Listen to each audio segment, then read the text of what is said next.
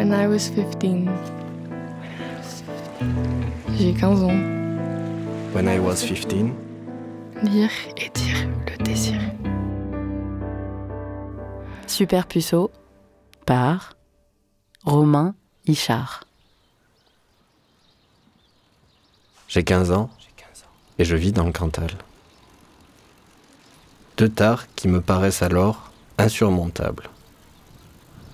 L'été s'étire en ennui à refaire les mêmes routines, les mêmes allers-retours à vélo jusqu'à la piscine municipale, où, sur des serviettes Pocahontas et Mickey, vestiges de nos enfances, avec mes amis, nous regardons les jambes ruisselantes d'eau et de sueur des jeunes femmes que nous désirons.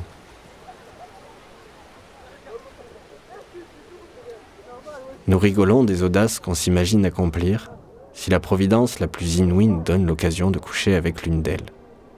Je suis bien incapable pourtant de dégrafer un soutien-gorge, ni même de faire quoi que ce soit des cochonneries que nous énonçons à voix basse. Je suis alors aussi puceau qu'on peut l'être.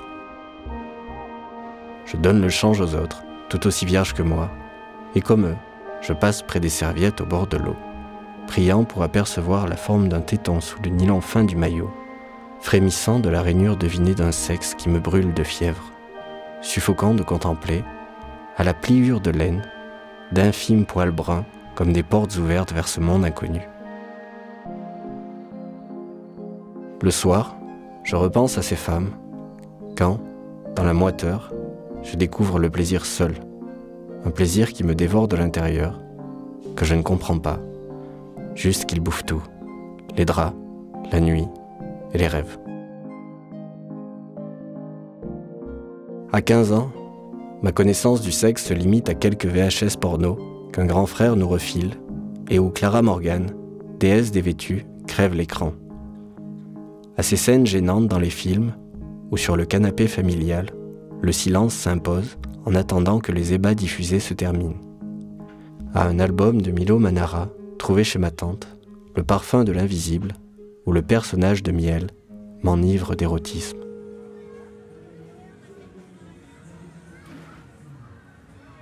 J'attends la fête communale qui amène septembre et le lycée.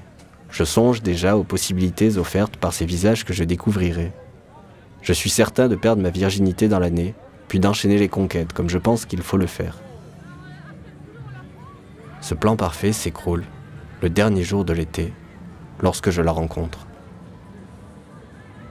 Elle est une apparition dans le défilé des autotamponneuses de la fête foraine.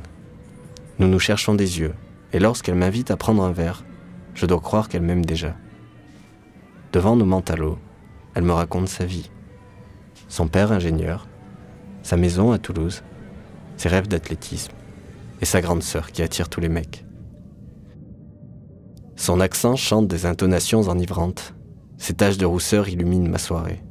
Sa bouche, où des bagues décorent ses dents, devient une obsession qui me tiraille le ventre, et je devine, sous les renflements de sa marinière, deux petits seins adorables. Elle écoute Bob Dylan, vient de voir Le mépris de Godard et lit 1984 de George Orwell. Elle m'ouvre un univers dont je ne reviens jamais et je veux passer ma vie avec elle.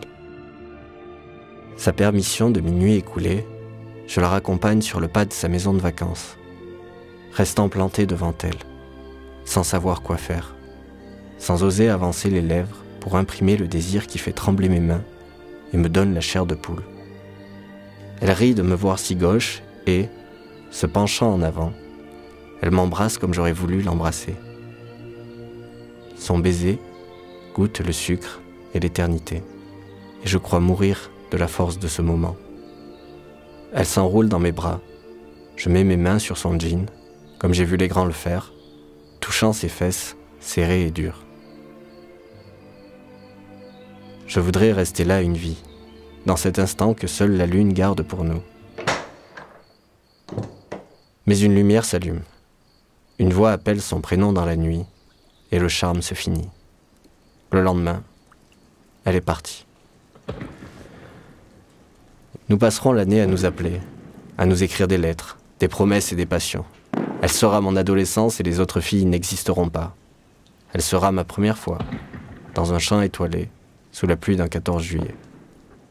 Elle sera, cette part de moi, que je lui laisse lors de ce premier baiser.